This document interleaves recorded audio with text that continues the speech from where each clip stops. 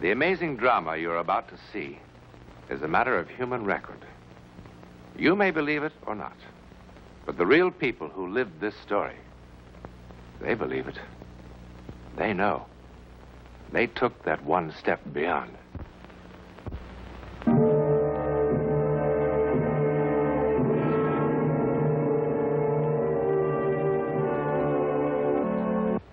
This door is kept locked at all times. The curtains on the window are always drawn. Inside the main house tonight is quite an occasion. In the year the Parrish family has lived in Boston, this is the first time anyone outside the immediate family has been invited to the house. Story about the servants leaving just this morning. Well, goodness, Anna, why shouldn't he? It would hardly enter his head that we've never had servants here. We're all so good at telling lies, aren't we? Well, at least they are lies that hurt no one. Well, you'll be free of me very soon. You'll be married and in New York with Danny. Mama, to have somewhere that's really, really home. After all these years of moving one place to another and always being frightened. Mama, did I tell you what Danny said to me? He said he wanted 6 children. Of course, I just sat there and stammered and blushed. What's that? It's nothing. It's a recipe. You know, Danny even has names for them. Michael and Eric and David for the Margaret, boys. And the... We'll have the Beaujolais with dinner. Yes, Papa. Oh, darling, you better run along upstairs and get ready. Yes. Danny seems to be the kind who never late. Not a second. Life must run like clockwork. That's why I love him. And I love you too, Mama.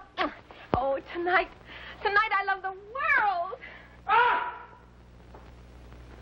Mama. There seems to be someone in the garden. George, go and see what's happened. You know what has happened. Mama, please, please don't. No one can see into that room. Wash your hands. Yes, that'll help. Wash my hands. Will that wash away Jason? I hate him, I hate him, I hate him! Anna!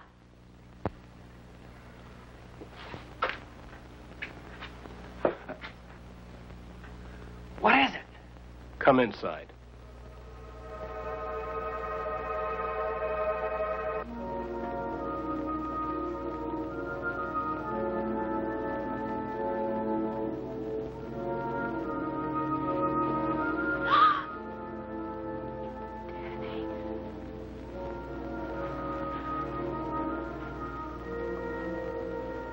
Tell me, what is it? Danny, there's nothing for you to be afraid of. I'd heard stories about it, but I didn't believe them. And then, just now, I saw for myself, sitting in a red velvet chair. That's what was so horrible.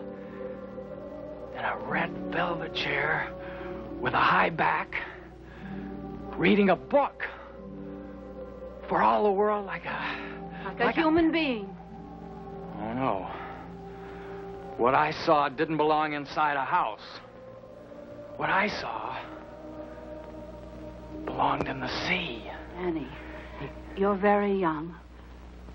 I hope you will have the compassion to understand. Mama, no! He has to know. He is my son. He's Anna's brother. Brother? Danny, It happened before he was born. He was born that way? Danny. It is a disease that is not contagious, nor hereditary.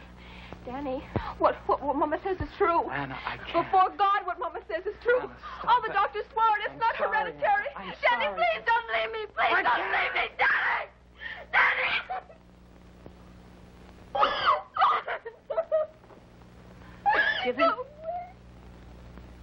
Give him time to think. If he really loves you, he will come back. No, he won't. You saw the way he looked at me.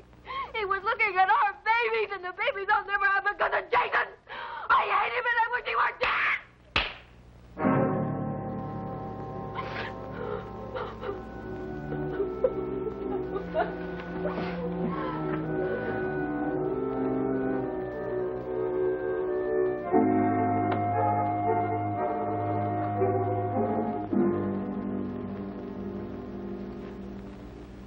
George, I think I shall send Anna away someplace. Someplace pleasant. It's Jason who must be sent away, No, Margaret. George, not again, not now. Yes, now. George. How long can you be selfish? Each time we've had to move, whenever I've had to look for a new job, you know what agony it's been for him. He'd be happier away from us. There are hospitals that would take him. You don't mean hospitals. He's my son, too, Margaret. For the love of God, have some pity for the boy. Pity? Yes, pity!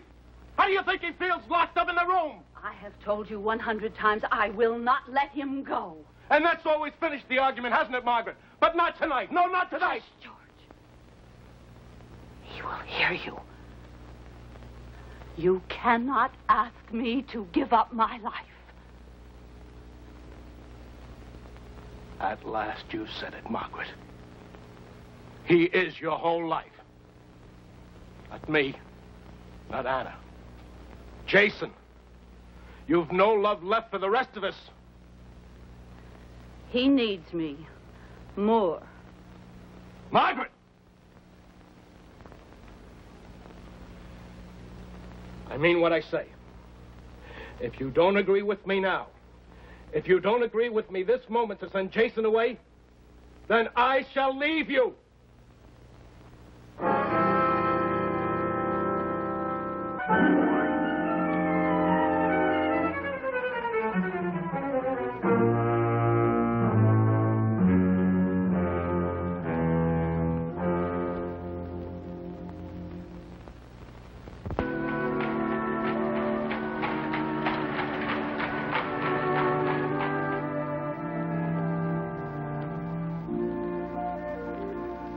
Parrish, I'm Edward Brown. It was very kind of you to see me. Who could resist such a letter? I'm surprised, madam, you confide these intimacies to a stranger. As a stranger, you could be of no help to me, Dr. Brown. Madam, let's be clear on this point. I am no longer a doctor. My name has been officially struck from the British Medical Association. I'm not interested in that.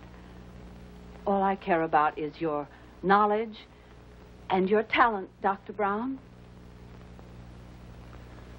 Sit down, madam. Thank you.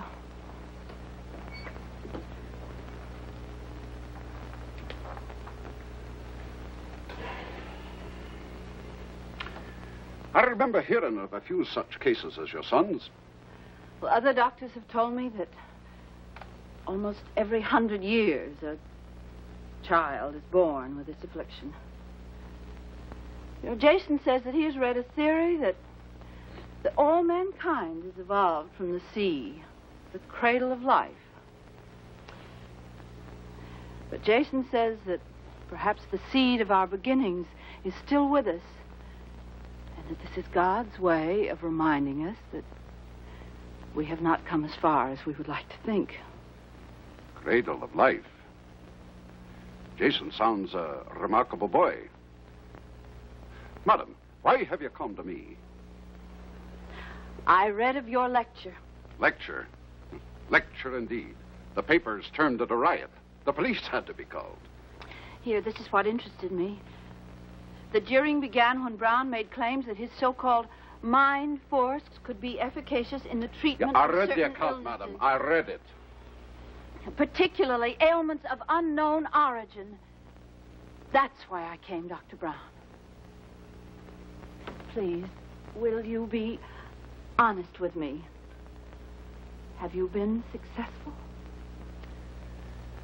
There have been a few cures and many, many failures.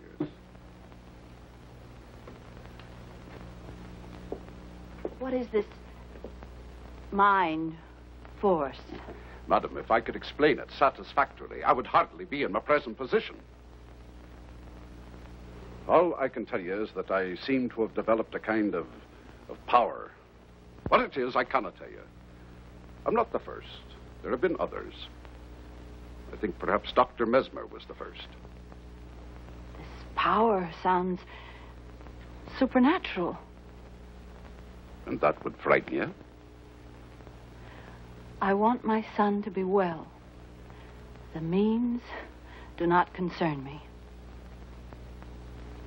Will you dine with us tonight and see Jason? Madam, do I look in such bad need of a meal? I am in such bad need of help. I'm sorry. I thought perhaps another chance of success was vital to you. Madam, I don't believe either one of us could stand another failure.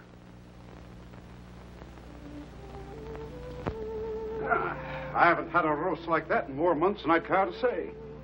Anna, did you hear that?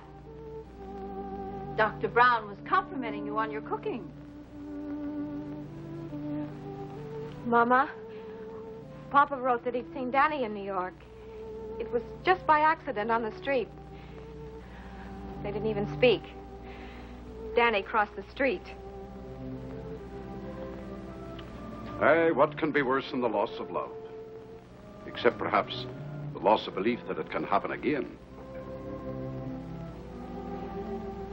If you have finished your coffee, Doctor, I will take you to see Jason. Miss Parrish. You remember at dinner me talking about my life in England? What are my beliefs? I was made to look a fool. Many people turned their backs on me, including someone I loved most dearly. But now I'm glad it happened. Now I know there was no real love between us. Someone who loves you will not desert you, no matter how severe the test. Do you believe that? I don't know. Perhaps I could help you to believe. Come, lass. Come and sit down.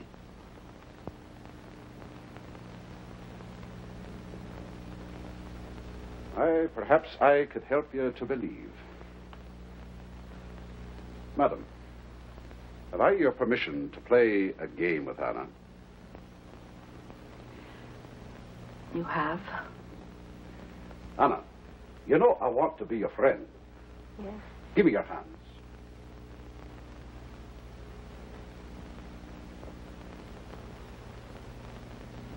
Anna, fix your gaze on a point of light in your ring. Stare at it. Never take your eyes from it. I want you to imagine that I've tied a balloon to your wrist. Imagine that your hand has no weight in it. The balloon is pulling it into the air. Your hand has no weight in it. It can float in the air like a feather. The balloon is tugging up, up, up. That's it. Now, as your hand rises higher, it will come toward your face. Keep staring at that one point of light. Keep staring at it as your hand comes toward your face. You're becoming more and more sleepy. Your poor eyes ache for sleep. But you cannot close them until your hand touches your face. Only then will you sleep. Sleep.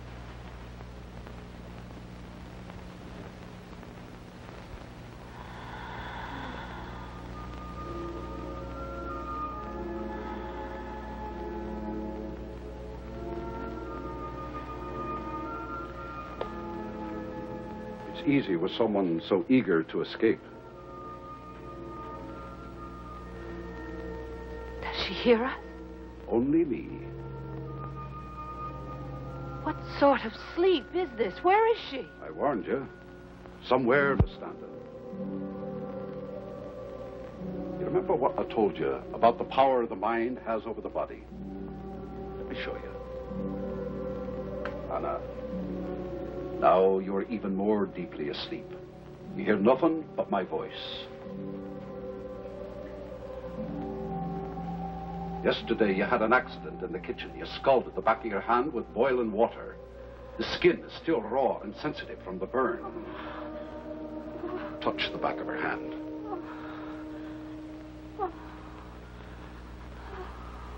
Go on, touch it.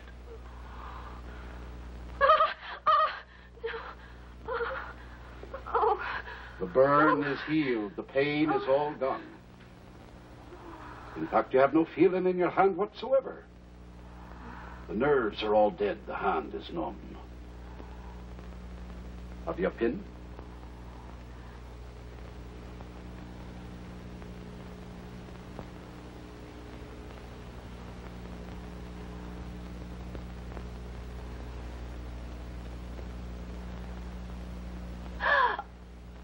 It will not bleed.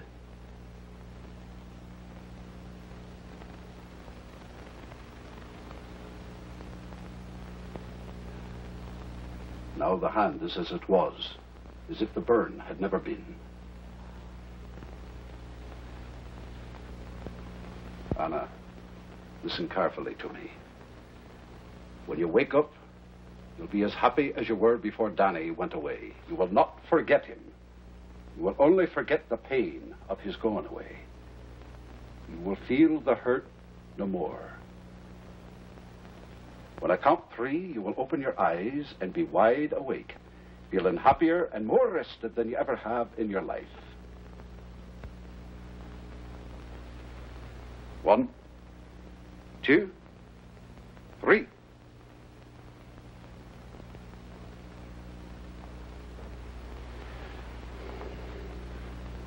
What happened? I was listening to the doctor, and then I... Well, I guess I must have dozed off. Oh, I'm sorry. You must think I'm terribly rude. We'd be a deal healthier if we all took a bit of a nap after dinner. Now, Mrs. Parrish, if you'd be so good as to let me have the key to Jason's room. Yes, of course.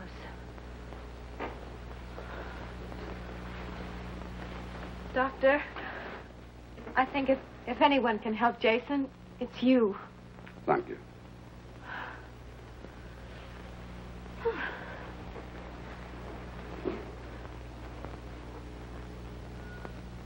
Shouldn't I come with you? You said he was expecting me.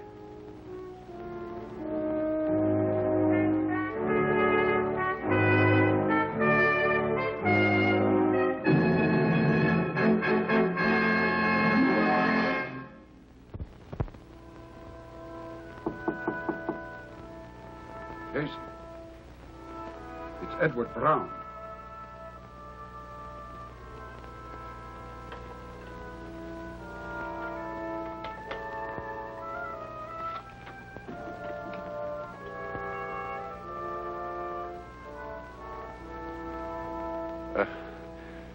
My name is Edward Brown. Your mother's kind enough to still call me Dr. Brown, but then I expect you've heard that story. Jason, I feel very much an outcast, too. Will you remember that? I need your cooperation if I'm to be of help. Remember this, too. We'll be dealing with the unknown. How long it will take and to what end, I know no more than you. It may be frightening, even dangerous. And what is worse, futile. Jason, I failed many times. The decision must be yours.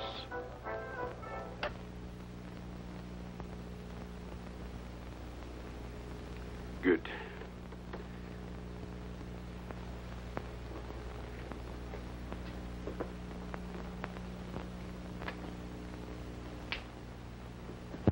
Let's waste no more time.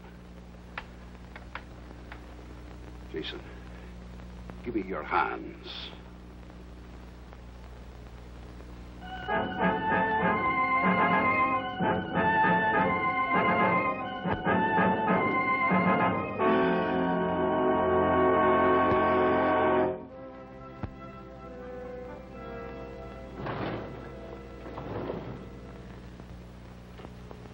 Not even on Christmas Eve.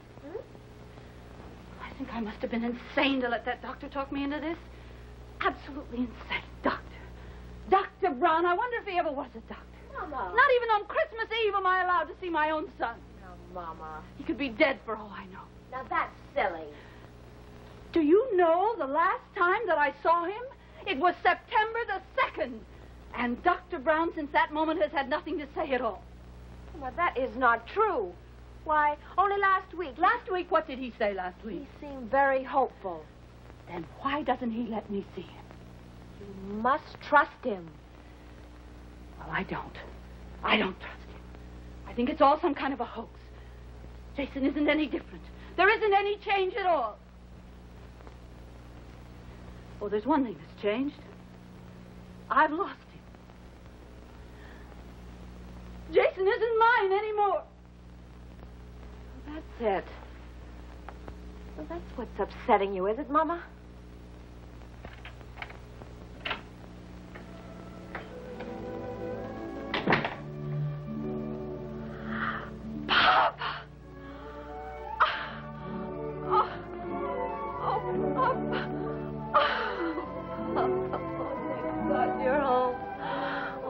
You so much. Hello, baby. Hello, Margaret. George, I'm glad you're home. Papa, you're in time for Christmas. Oh, let me take your hat and coat. George, I am glad you're home, and not just because it's Christmas. I've been so foolish. Margaret, did you actually think our son could be cured by this charlatan's black magic? Papa, Dr. Brown isn't a charlatan. Why, you only have to meet him to see that. Meet him? I want him out of this house right now. Papa. Where is he? He's with Jason. Get him. But, Papa, Get him.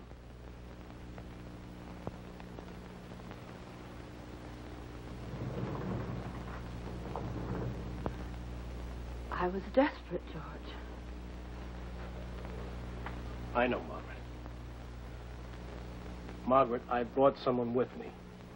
He's waiting outside. Why? He's from a hospital in New York. No!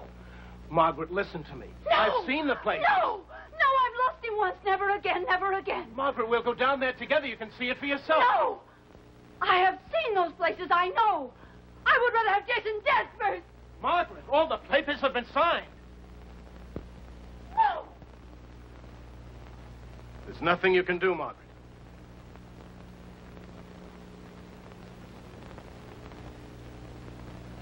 There is. Yes, there is. There is something I can do.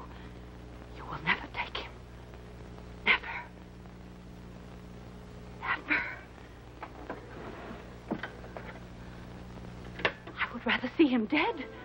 There is something that I can do. Mama!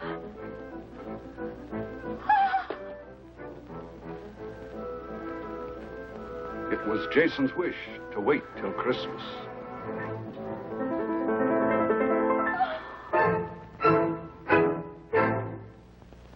Despite his triumph, Dr. Edward Brown didn't live to see his mind force recognized as a powerful weapon against disease and pain. Only recently has hypnosis been officially admitted to the operating theater or to the office of the psychiatrist. Today we accept hypnosis as fact. Who knows? Perhaps tomorrow, telepathy may be fact. Moment of program note about next week.